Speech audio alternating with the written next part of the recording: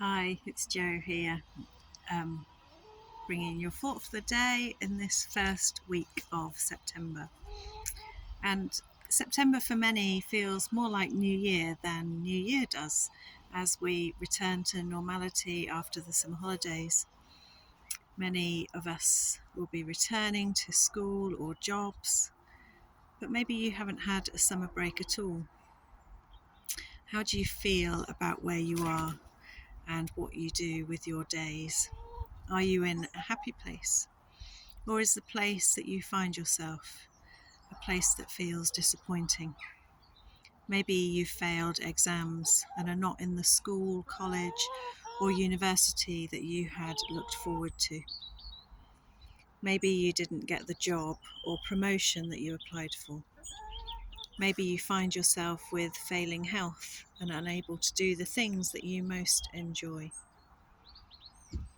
When we were on retreat a few weeks ago as a family, one of the Bible stories that we were thinking about was the story of Esther. Esther had been made Queen of Persia. She was a Jew at a time when the Jewish people were in exile in Persia. Much about Esther's life and position would have been disappointing for her. We often think of her becoming a queen as some kind of fairy tale, but it was a dangerous position for her. The previous queen had been banished because she had refused to come to the king when he had called for her. Esther knew her life was not her own to control.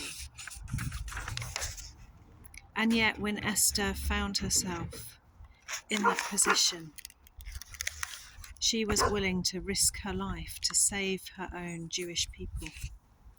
Sometimes we may not find ourselves in the places we would choose to be, but we can serve God in them anyway. We can choose to do our best in the place where we are. One person has put it, bloom where you are planted.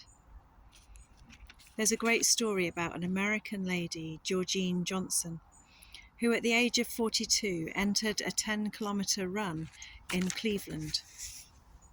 She turned up at the start line and set off with the pack. When she got about 4 miles in, she realized that she should have turned around by now. So she asked a fellow runner, "This is the 10K, isn't it?" He told her that she was actually running the marathon. You see, the marathon had the same start line as the 10K, but the marathon set off 15 minutes earlier. Georgene had arrived early and mistakenly joined the wrong race. She said that when she realized that she was running the marathon and not the 10K, she started to cry. She asked a police officer nearby to drive her back to the start, but he didn't have a patrol car. Then she saw another runner with the slogan on his top saying, "Just do it."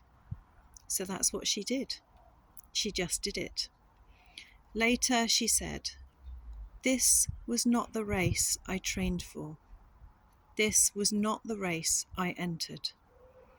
But for better or worse, this was the race I was in."